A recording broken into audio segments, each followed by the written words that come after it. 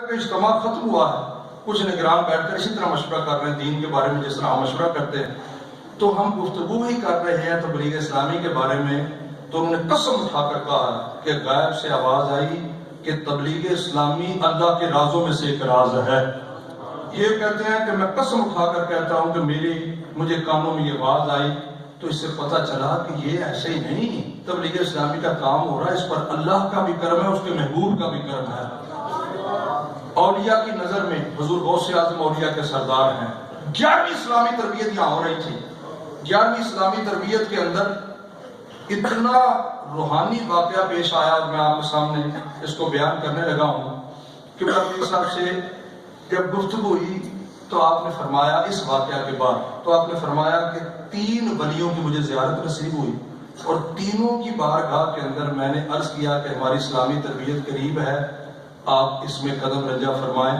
فرمایا پہلی زیارت حضرت سائیں کانوان علی سرکار کی ہوئی، تو میں نے ان سے عرض کیا کہ حضور آپ ہماری اسلامی تربیت پہ کرم فرمائیں، تو انہوں نے فرمایا کہ میں نے کیوں نہیں آنا، کیونکہ آپ کا مرکز میرے نام سے منسوب ہے، ہم جب بھی مرکز کی دعوت دیتے ہیں تو حضرت سائیں کانوان علی سرکار کا نام لیتے ہیں۔ فرمایا میں نے کیوں نہیں آنا کہ یہ مرکز ہے ہی میرا، کیونکہ یہ میرے نام سے منسوب ہے۔ فرماتے ہیں دوسری زیارت احمد سعید کاظمی شاہ صاحب رحمۃ اللہ علیہ کی، ان کی خدمت میں عرض کی، آپ نے فرمایا میں بھی وہاں پر تشریف لاؤں گا، جلوہ افروز ہوں گا۔ اور تیسری زیارت حضور غوث اعظم رضی اللہ تعالیٰ عنہ کی۔ فرمایا 11ویں اسلامی تربیت ہی یہ 17ویں، اس 11ویں اسلامی تربیت میں ہم نے منظر دیکھا، ہم بھی یہاں موجود تھے، ایسی روحانیت تھی، ایسا منظر تھا۔ جب پہلے دن ذکر ہو رہا تھا تو پھر پیر صاحب سے پہلے ایک بندے نے بتایا کہ ذکر کے دوران میں نے کیا دیکھا کہ جہاں پیر صاحب بیٹھے ہوئے ہیں ان کے سامنے حضرت سائیں کانوان علی سرکار بیٹھے ہوئے ہیں۔ اس بندے نے بیداری میں زیارت کی، وہ کہتا ہے جی میں دیکھ کر جلوے کو برداشت نہیں کر سکا۔ پھر یہ قبلہ پیر صاحب نے بھی تصدیق کی، فرمایا کہ ہاں قبلہ سائیں صاحب تشریف لائے تھے۔ دوسرے دن جب پروگرام جاری تھا تو آپ نے فرمایا ایک وقت میں ایک ایسا مقام آیا کہ اس دوران مجھے کشف کے ذریعے زیارت ہوئی، احمد سعید کاظمی شاہ بھی تشریف لائے، اور جب تیسرا دن تھا آخری بیان ہونے لگا تو حضور غوث پاک کی قبلہ پیر صاحب کی لکھی ہوئی منقبت وہ پڑھی جا رہی تھی، یہاں ہی قبلہ پیر صاحب تشریف فرما تھے۔ جو لوگ موجود تھے انہیں اپنی آنکھوں سے دیکھا کہ دوران منقبت پیر صاحب روتے اٹھ کے ہاتھ باندھ کر کھڑے ہو گئے، اور وہ ایسی کیفیت تھی کہ میرا ایک خود سویش کالج کا اسٹوڈنٹ، اس نے ساؤنڈ لگائی تھی، وہ اس دوران ہم کھڑے تھے، وہ آیا میرے پاس کہنے لگا وہ الیکٹرانکس کا اس کا ڈپلوما ہے، اس نے کہا کہ عجیب معاملہ، میں نے زندگی میں ایسا معاملہ نہیں دیکھا کہ میرا ساؤنڈ جو ہے وہ اس نے اپنا ذاتی ساؤنڈ یہاں لگایا ہوا تھا، اس وقت یہ ساؤنڈ نہیں لگے تھے۔ وہ کہنے لگا کہ میں دیکھ رہا ہوں کہ میٹر کے اوپر وولٹیج 0 ہے اور ساؤنڈ چل رہا، یہ خود مجھے اس نے بتایا۔ اس نے کہا وولٹیج جب 0 ہو جائے، کرنٹ 0 ہو جاتی ہے، وولٹیج 0 ہو جاتی ہے، وہ چیز چلتی ہی نہیں، بند ہو جاتی ہے۔ کہتا میٹر 0 شو کر رہا ہے اور ساؤنڈ اسی طرح چل رہی ہے۔ وہ ہمیں تو اس وقت پتہ نہیں تھا کہ کیا ہو رہا ہے، ہم بھی ادب سے کھڑے ہو گئے، پیر صاحب یہاں رو رہے تھے، اٹھ کے کھڑے تھے۔ پھر بیٹھ کے آپ نے بیان میرا فرمایا، جب ان کو رخصت کیا تو میں نے پوچھا کہ حضور آپ ایک دم بیان سے پہلے کھڑے ہوئے، جب وہ منقبت پڑھی جا رہی تھی تو آپ نے فرمایا میں بیٹھا ہوا تھا، سامنے دیوار سے حضور غوث اعظم وما اولیاء کی جماعت سے تشریف لے آئے، اور میں بیٹھ نہیں سکتا تھا، ان کو دیکھ کر میں کھڑا ہو گیا۔ کہتے ہیں کہ حضور غوث پاک کی کرسی بچھائی گئی، آپ تشریف فرما ہوئے، 3 بشارتیں حضور غوث پاک نے عطا فرمائی۔ فرمایا پہلی بشارت یہ ہے کہ آپ کی اسلامی تربیت اللہ تعالیٰ نے اپنی بارگاہ میں قبول فرما لی ہے۔ دوسری جو بشارت آپ نے عطا فرمائی کہ جتنے شرکاء یہاں موجود ہیں رب نے سب کی بخشش فرما دی ہے۔ فرمایا تیسری بشارت یہ دی کہ آپ پر باب کرم کھول دیا ہے، یہ قافلہ بڑھتا چلا جائے گا۔ میرے پیارے بھائیوں، تینوں باتیں حضور غوث پاک عطا فرما کر خوشخبریاں اس دروازے سے پیر صاحب فرماتے میں نے دیکھا کہ باہر تشریف لے گئے۔ میرے پیارے بھائیوں، حضور غوث پاک ہمارا تو ایمان ہے کہ آپ پوری روئے زمین کو اس طرح دیکھ رہے ہیں جس طرح تھیلی پر دانہ رکھ کے دیکھتے ہیں، اور ہم تو کہتے ہیں کہ آپ فرماتے ہیں کہ میں مشرق میں ہوں، میرا مرید مغرب میں ہوں، تو میں اس کی دستگیری کے لیے پہنچتا ہوں جہاں وہ جانا چاہتے ہیں، لطف و کرم فرمانا چاہتے ہیں۔ جب حضور غوث پاک کی اتنی نظر کرم ہے تو بتائیے پھر تبلیغ اسلامی کی حقانیت میں کیا شک رہ جاتا ہے۔ اللہ اکبر، اللہ اکبر۔ قبلہ پیر صاحب نعت کو شاعر ہے، آپ نے سینکڑوں نعتیں لکھی ہیں. آپ فرماتے ہیں کہ ایک مرتبہ حضور غوث پاک کی مجھے زیارت ہوئی تو خود حضور غوث پاک نے حکم دیا کہ آپ میری منقبت لکھیں. آپ نعتیں لکھتے ہیں، میری منقبت کے اشعار لکھیں. تو قبلہ پیر صاحب کہتے ہیں کہ حضور غوث پاک کے حکم پر میں نے منقبت لکھی. میں اس کے 2 شعر ہی پڑھتا ہوں. فرماتے ہیں کہ وہ شعر جو ہے اتنی پیاری وہ منقبت ہے، جب پڑھی جاتی ہے تو رقت طاری ہو جاتی ہے. آپ نے لکھا فیضان مصطفیٰ کا دریا ہے غوث اعظم اور لطف حیدری کا چشمہ ہے غوث اعظم. فرماتے ہیں کہ یہ میں نے لکھی، پھر مجھے حضور غوث پاک کی زیارت نصیب ہوئی. جب میں نے خواب میں زیارت کی تو مجھے خود حضور غوث پاک رضی اللہ تعالیٰ حکم ارشاد فرمایا کہ میری منقبت جو لکھی ہے مجھے سنائیں. کہتے ہیں خواب کے اندر میں منقبت سنا رہا تھا. جب اپنی منقبت کے اس شعر پر پہنچا ہوں، جس طرح انبیاء میں محبوب رب ہے افضل، اس طرح اولیاء میں اعلیٰ ہے غوث اعظم. کہتے ہیں حضور غوث اعظم کا چہرہ خوشی سے کھل اٹھا. انہوں نے میری پیشانی پر بوسہ دیا. آپ کے جو ہے گلے میں ایک چادر تھی، آپ نے اتاری اور تحفہ تک وہ چادر میرے گلے میں ڈال دی. اللہ اکبر اللہ اکبر. یہ حضور غوث پاک رضی اللہ عنہ کا کرم بھی ہے، اور قبلہ پیر صاحب کی جو شاعری یہ بھی بارگاہ غوثیت میں ان کی منقبت بھی قبول ہوئی اور نعتیں بھی قبول ہیں. مجھے ایک مبلغ نے بتایا کہ میں عمرے پر جا رہا تھا. میں نے قبلہ پیر صاحب سے اجازت لی کہ میں مدینہ شریف حاضری کے لیے جانا چاہتا ہوں. آپ نے فرمایا آپ جب جا ہی رہے ہیں تو میرا ایک سلام ہے، وہ سلام جو ہے بارگاہ رسالت میں سنہری جالیوں کے سامنے آپ نے پڑھنا. وہ کہتے ہیں کہ میں وہ سلام لے کر وہاں جو لکھا ہوا تھا سلام چلا گیا.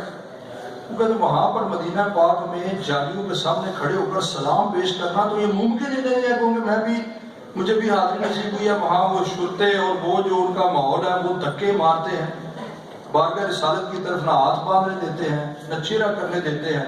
ایک آدھ منٹ کے اندر وہ دھکا مار کے کہتے ہیں میرے ساتھ 2 اور بھی ساتھی تھے، وہ میں جالیوں کے سامنے آیا، وہ جو ہی کھڑا ہوا سلام پڑھنے لگا دھکا پڑا تو میں چلا گیا. اب پہلا دن بھی گزر گیا، دوسرا دن بھی گزر گیا، تیسرا دن آیا تو میں نے عرض کی یا رسول اللہ صلی اللہ علیہ وسلم میرے پیر صاحب نے حکم دیا یہ سلام میں نے آپ کو عرض کرنا ہے، پڑھ کے سنانا ہے آپ کی جالیوں کے سامنے. اگر تو یہ سلام آپ کی بارگاہ میں قبول ہے تو آپ موقع عطا فرمائیے میں آپ سلام پڑھ لوں، اور اگر یہ سلام آپ کی بارگاہ میں مقبول نہیں پھر جیسے آپ کی مرضی ہے پھر میں نہیں پڑھتا. کہتے ہیں یہ کہہ کر میں لائن لگ کے جب جالیوں کے سامنے گیا، یہ خود انہوں نے مجھے واقعہ کرا. میں جب جالیوں کے سامنے گیا تو جالیوں کے سامنے جو ہی پہنچا ہوں میں نے کھولا سلام پڑھا، میں نے شروع کیا. میرے دونوں ساتھیوں کو دھکے پڑے اور انہوں نے کھینچا ان کو باہر نکال دیا. لوگوں کو وہ دھکے دے رہے، لیکن میں دیکھنے لگا کہ مجھے کچھ بھی نہیں کہا جا رہا. میں نے بڑے ذوق و شوق سے پیر صاحب کا سلام بھی پیش کیا. وہ سلام جو بارگاہ رسالت میں لکھا تھا وہ پڑھ کے سنایا، سلام پڑھا. پھر اور جو دیگر نعتیں تھی پیر صاحب کی وہ پڑھی تو مجھے محسوس ہونے لگا کہ اب 2 ہی باتیں ہیں. میں شاید ان لوگوں کو نظر نہیں آ رہا کہ 20 بندوں کو تو انہوں نے دھکا دے کر باہر نکال دیا اور میں کھڑا ہوں مجھے کچھ نہیں کہا جا رہا. کہنے خدا کی قسم میں نے پورا اپنا وقت بڑے ذوق سے گزار کر خود نکل کے گیا ہوں.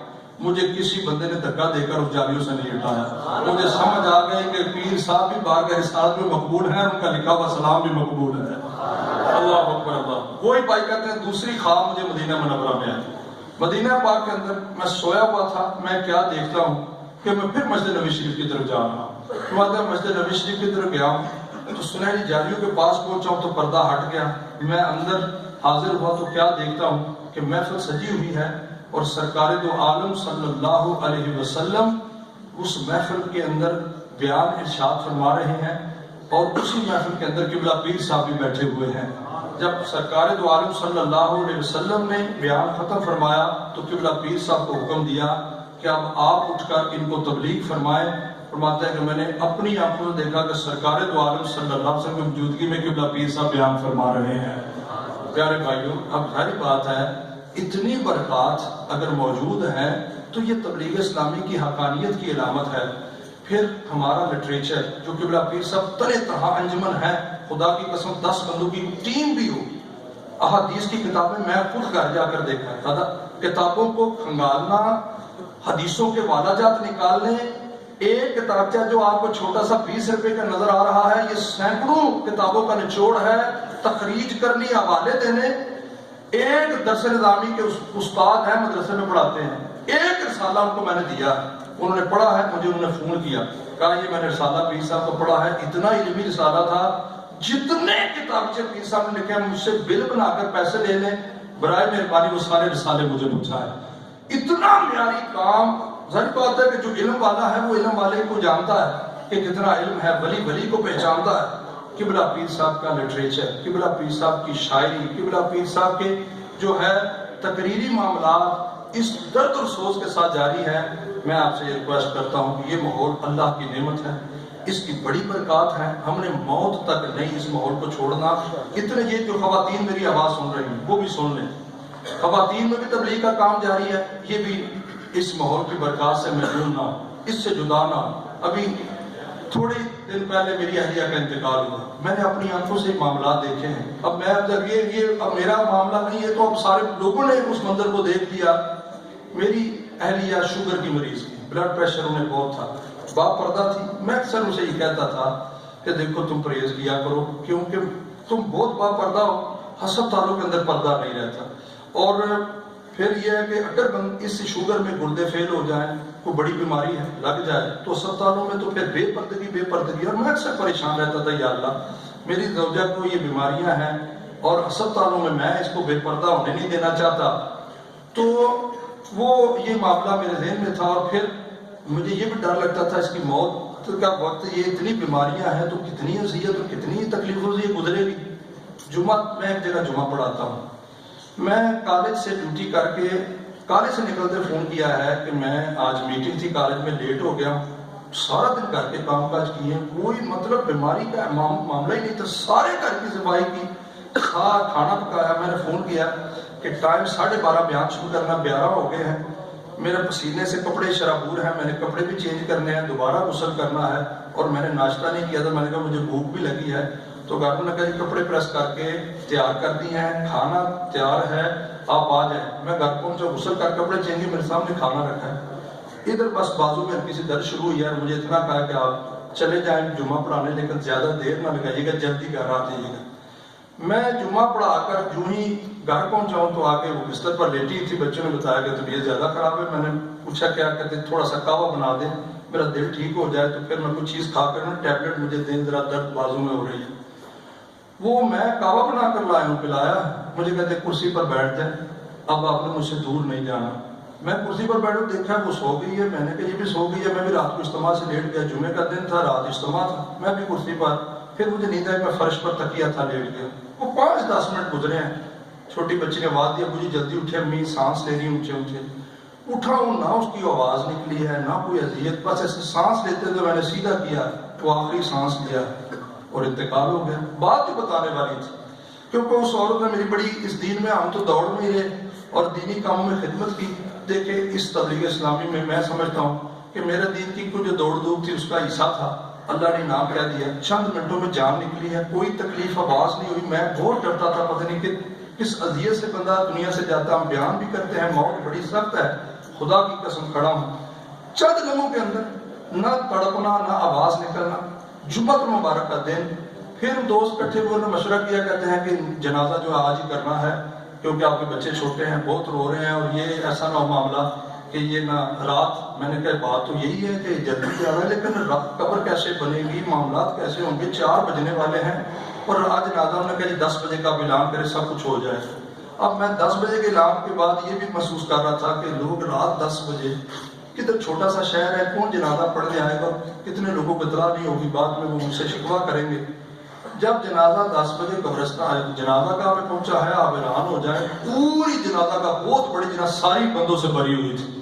ایک تو یہ برکت، گرمی کی شدت تھی اور شرابور تھے پسینے میں، میں خود کپڑوں سے بھیگ گیا لوگوں سے ملاقات کرتے ہوئے۔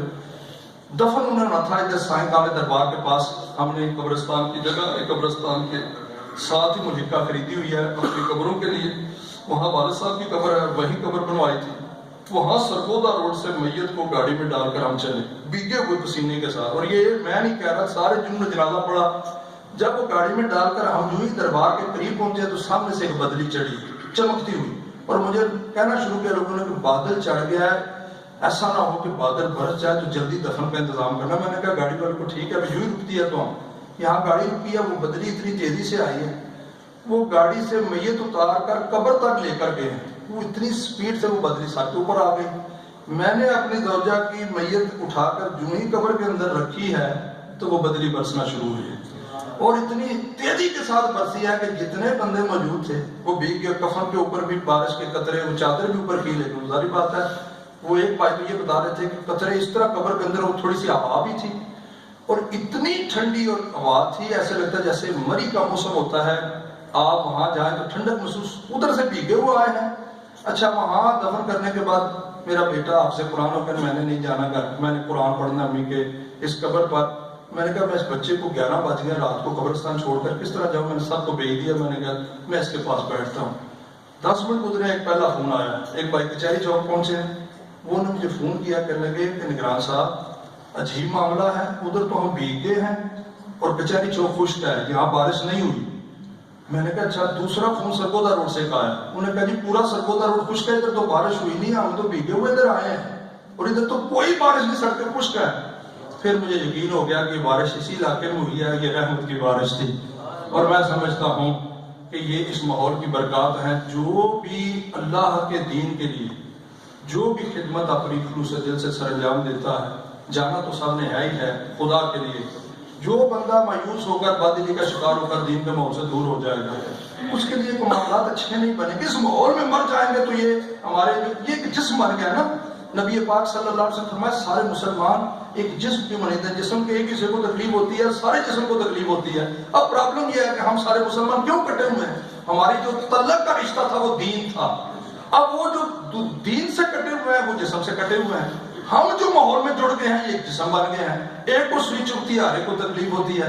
جب ہمارے ماحول میں کوئی جاتا ہے تو رو رو کر لوگ دعائیں مانگتے ہیں۔ میں کہتا ہوں کہ میری زوجہ کے لیے اتنی دعا مانگی گئی، اتنی مسجدوں کے اندر، اتنی جگہ پر، کہ مجھے رشک آنے لگا کاش اس کی جگہ میں ہی دنیا سے جاتا، کہ اتنے لوگوں نے دعائیں مانگی ہیں۔ تو اس سے پتہ چلا کہ ماحول میں زندہ رہنا اس کی بڑی برکت ہے، ماحول میں مر جانا اس میں بڑی برکت ہے خدا کے لیے۔